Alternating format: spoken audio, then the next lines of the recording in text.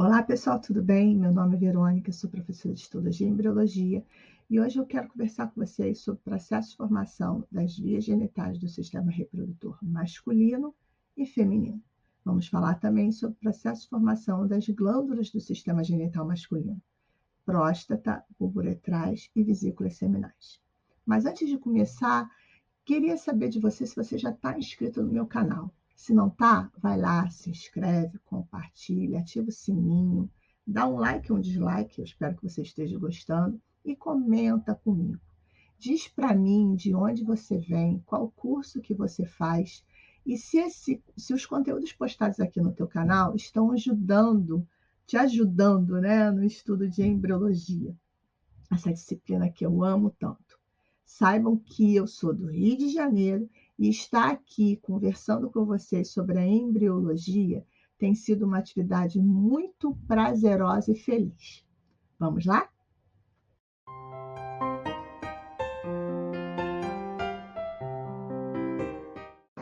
Embriologia do sistema reprodutor. Episódio 2, vias genitais. São objetivos da aula de hoje: descrever o processo de formação das vias genitais masculinas, descrever o processo de formação das glândulas do sistema genital masculino e descrever o processo de formação das vias genitais femininas. Assim como no processo de formação das gônadas, o mesoderma intermediário, que é aquele que fica entre o paraxial e o lateral, também vai ser fonte para o desenvolvimento dos ductos genitais e glândulas do aparelho reprodutor masculino e feminino. Nem todas, tá, pessoal? Existem uma porção, por exemplo, da vagina que vai derivar do seio urogenital. A gente tem glândulas como a próstata e a bulbo uretral que também derivam do seio urogenital. Mas uma grande parte dos ductos genitais masculinos e femininos derivam do mesoderma intermediário. E como é que isso vai acontecer? Bom, a gente tem que lembrar que a determinação do sexo aconteceu, né, lá na fecundação, quando o espermatozoide X fecundou um ovócito, que também é X, e formou embriões do sexo feminino, ou o espermatozoide Y fecundou um ovócito X e formou um embrião do sexo masculino. Bom, e a gente viu também na aula de gônadas, que é o do episódio 1 de sistema reprodutor, que no braço curto do cromossoma Y tem um gene, o gene SRY, que determina o desenvolvimento da gônada masculina, formação do testículo. E quando essa gônada é formada, células mesenquimais se diferenciam em células de Leydig, que são células secretoras, produtoras de testosterona. Vai ser a testosterona que vai fazer com que um par de ductos chamados de ductos mesonéfricos, que a gente vai explicar daqui a pouquinho o que é, se diferencie nos ductos genitais do aparelho reprodutor, do sistema reprodutor masculino. Na ausência da testosterona, isso acontece nos embriões do sexo feminino, esse ducto mesonéfrico não vai formar nenhuma estrutura genital. Ele vai regredir e vai ter alguns resquícios embrionários.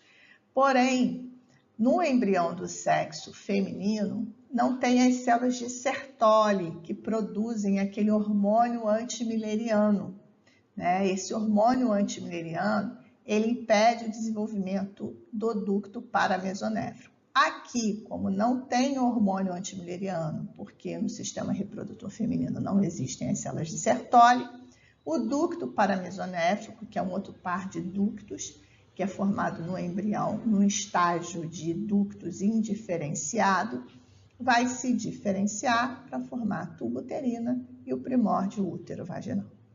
E a gente vai ver agora como é que isso tudo vai acontecer, tá? Primeiro falando aqui, mostrando o que é um ducto mesonéfrico. O ducto mesonéfrico é um ducto que é uma continuação do ducto pronéfrico, que são rins provisórios. O pronéfro é o primeiro rim provisório, formado no início da quarta semana de desenvolvimento embrionário, e o mesonéfro é o segundo par de rins provisórios. Isso vocês também têm na aula de embriologia do sistema urinário aqui no canal. Dá uma olhadinha lá para entender o que é o pronéfron, o que é o mesonéfron.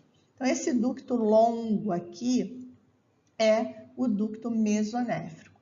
Ele vai desembocar, vai se abrir aqui na cloaca, né? Que é aquela estrutura, aquela dilatação do intestino posterior, que vocês também podem estudar melhor na aula de embriologia do sistema digestório, episódio 4, que fala do intestino posterior.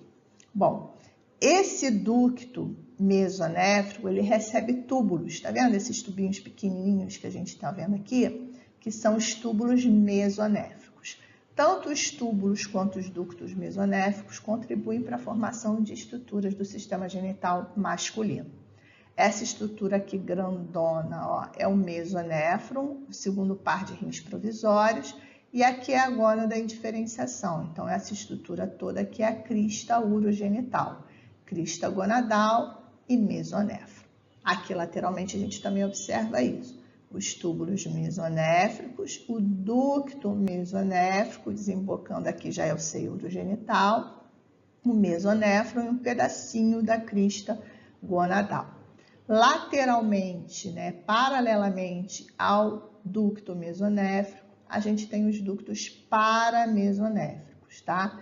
Na quinta e sexta semana de desenvolvimento embrionário, o embrião, independente se ele do sexo, ele vai ter na quinta e sexta dois pares de ductos, um par de ducto mesonéfrico e um par de ducto paramesonéfrico. Depois da sexta semana é que começam as diferenciações e a gente vai ter regressão ou não de um par desses ductos, dependendo do sexo do embrião.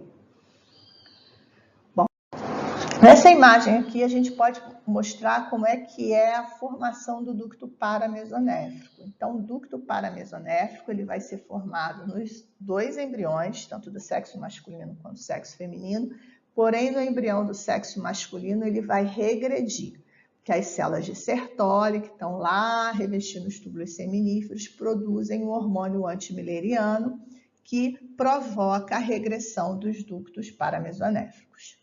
Bom, e o que é um ducto paramesonéfrico? Ele é uma invaginação do epitélio celônico, tá vendo? Esse epitélio que revestia aqui a crista urogenital, nessa região aqui, ao lado do ducto mesonéfrico, que a gente já viu o que é, ele vai se invaginar. Vai se invaginar e vai formar os ductos paramesonéfricos bilateralmente. Ele tem a mesma origem do ducto mesonéfrico, ele também vem do mesoderma intermediário. Aqui mostrando a invaginação acontecendo, e aqui a gente pode observar os ductos paramesonéfricos formados. Tudo bem? Bom, como é que esses ductos então se diferenciam e vão originar o que no sistema genital masculino e no sistema genital feminino? Vamos falar primeiro das vias genitais masculinas, dos túbulos eferentes, do epidídimo, do ducto deferente, do ducto ejaculatório. Como é que essa estrutura vai ser formada? Primeiro, para o desenvolvimento dessas estruturas, a gente tem que ter a presença lá no meio de testosterona. Então, a gônada tem que estar lá já em diferenciação, já tem que existir células de Leydig que surgiram a partir de diferenciação do mesênquima subjacente ao epitélio celônico, lá naquela meia crista gonadal. E essa testosterona, ela faz com que os túbulos e ductos mesonéfricos se diferenciem em túbulos e ductos do sistema genital masculino e nas vesículas seminais. Os túbulos mesonéfricos, que a gente viu que eram aqueles tubinhos pequenininhos, eles vão originar os túbulos eferentes, que são estruturas responsáveis pela condução do espermatozoide da rede testicular para o epidídimo. Os ductos mesonéfricos vão formar o epidídimo, o ducto deferente, o ducto ejaculatório e a vesícula seminal. Lembrando que no embrião do sexo masculino existe um estágio indiferenciado, onde os ductos paramesonéfricos também estão presentes. Porém, eles vão entrar em processo de degeneração pela presença do hormônio antimileriano, que é produzido pelas células de Sertoli. Aqui nessa imagem a gente pode ver uma vista, né, da crista urogenital. aqui a região de gônada, aqui o mesonéfron e os túbulos mesonéfricos, aqui esses pequenininhos, e o ducto mesonéfrico, lembrando que isso é bilateral, né? Então a gente vai ter uma outra estrutura dessa do outro lado. E aqui a gente pode ver também o ducto paramesonéfrico. E a gente observa que, a partir dos túbulos mesonéfricos, por indução da testosterona, a gente vai ter a formação dos túbulos eferentes, que são esses tubinhos aqui, que estão ligando a rede testicular, que está lá no mediastino testicular, ao epidídimo. Então, os espermatozoides que ainda não são móveis são conduzidos através dos túbulos eferentes da rede testicular para o epidídimo. O epidídimo ele vai ser formado, pessoal, a partir dessa parte mais cranial aqui do ducto mesonéfrico, que vai se enovelar a cada lado, né, ali do corpo do embrião e vai formar o epidídimo. O epidídimo ele fica aqui em volta, aqui nessa região aqui atrás, posterior do testículo, e ele é responsável pelo armazenamento e amadurecimento dos espermatozoides. Mas isso é um papo de histologia, no próximo momento, quando eu estiver gravando as aulas de histologia, a gente pode discutir isso. Bom, essa parte aqui mais distal do ducto, né, mesonéfrico, vai originar o ducto deferente, que é um ducto responsável por levar os espermatozoides que já são móveis do epidídimo até o ducto ejaculatório. Uma coisa importante que a gente precisa falar é que essa porção final aqui do ducto deferente, ela vai sofrer uma evaginação lateral, isso em cada ducto, para formar a vesícula seminal. Mas a gente fala disso daqui a pouquinho. Bom, e né, já tendo uma breve introdução da formação da vesícula seminal, a gente vai falar agora da formação das glândulas do sistema genital masculino. Vamos falar das principais, tá? Que são a vesícula seminal, no caso, as vesículas seminais, porque ela é uma glândula par, a próstata, que está representada aqui em amarelo, e as bulbo-uretrais. E como é que isso vai acontecer? Então, a gente já viu que lá naquela região caudal do ducto mesonéfrico, né, na parte mais distal dele, a gente tem uma evaginação lateral desse mesoderma intermediário, lembrando que o ducto mesonéfrico deriva do mesoderma intermediário, para originar a vesícula seminal. São dois ductos mesonéfricos, dois ductos deferentes serão formados e duas evaginações laterais também vão surgir, formando um par de vesículas seminais. Essas vesículas seminais são glândulas exócrinas, né? Então, a porção secretora delas vai derivar do epitélio do mesoderma intermediário. E toda a parte conjuntiva que vai ficar ali ao redor das porções secretoras e uma camada muscular lisa que vai estar em volta da glândula da vesícula seminal, vai derivar também do mesoderma ao redor circunjacente, tá? Então, aqui a gente pode ver esse apêndicezinho, é a vesícula seminal em formação. O ducto da vesícula se junta ao ducto deferente e vão formar o ducto ejaculatório, que a gente pode observar aqui, que é essa estrutura que vai desembocar na parte prostática da uretra.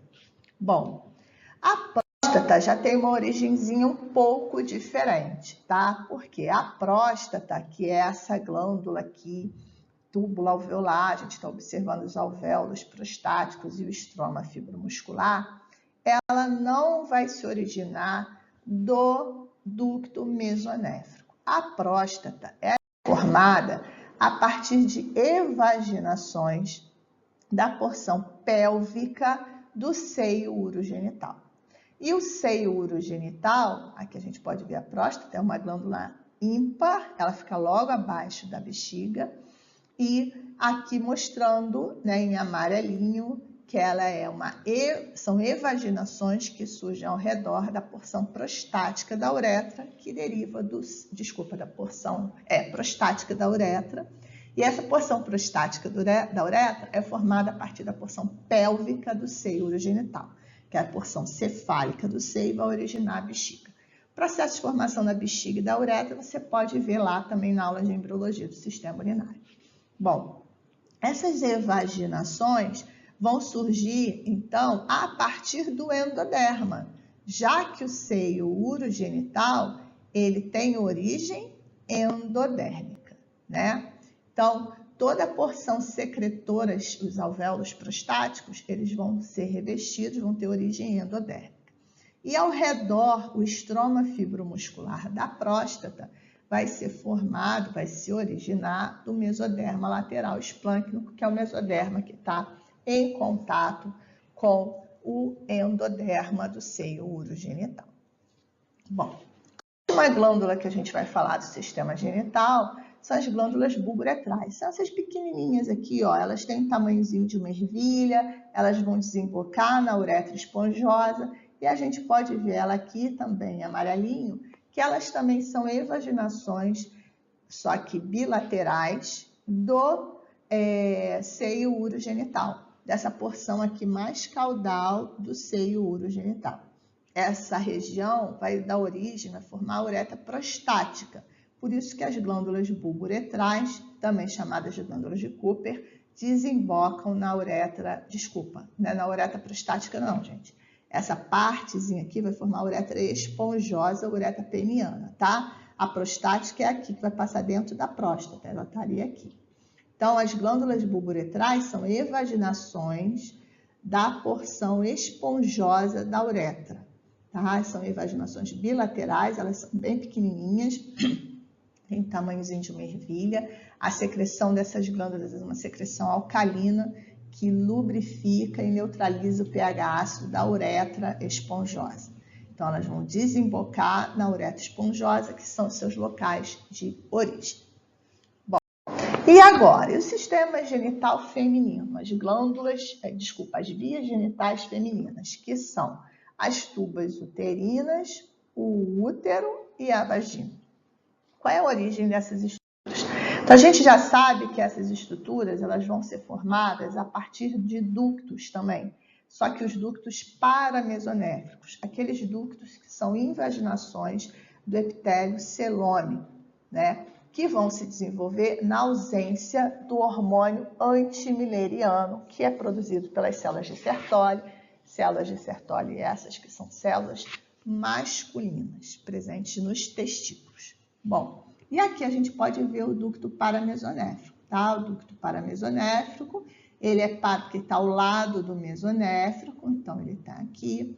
Ele tem uma extremidade aberta, tá? Cefálica aberta, e tem essa porção caudal dele aqui, que vai se fusionar.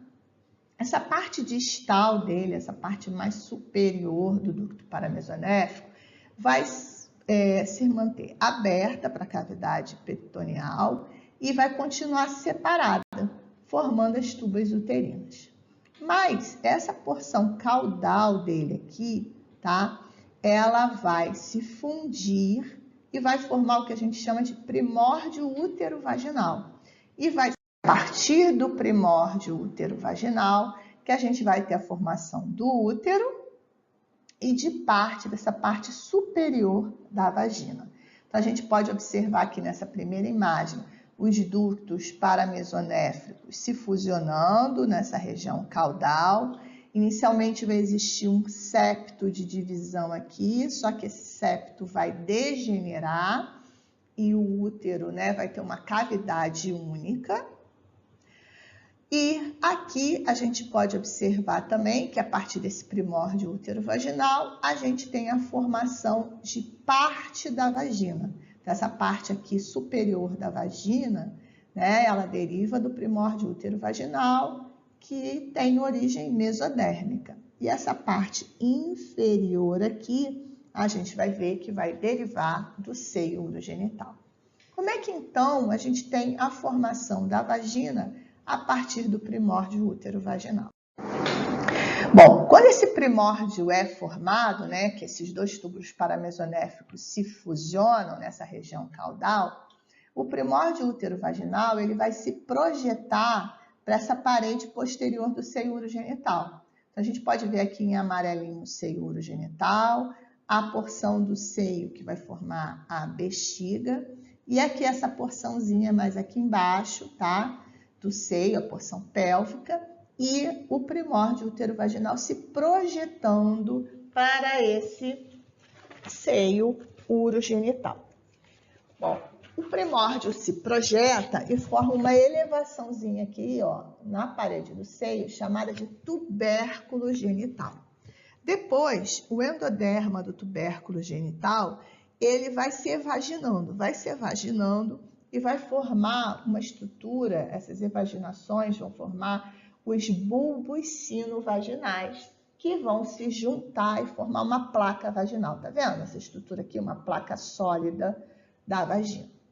Bom, só que a vagina não pode ficar assim, né, pessoal? Eu não posso ter essa região da vagina como uma placa sólida. Tem que ter um canal aqui, porque a vagina é o canal do parto. Ela forma junto com o útero o canal do parto.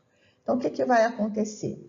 Células centrais, elas vão degenerar e a vagina vai ser canalizada no 5º mês de gestação, tá? Então, a gente vai ter aqui a canalização da vagina no 5º mês de gestação.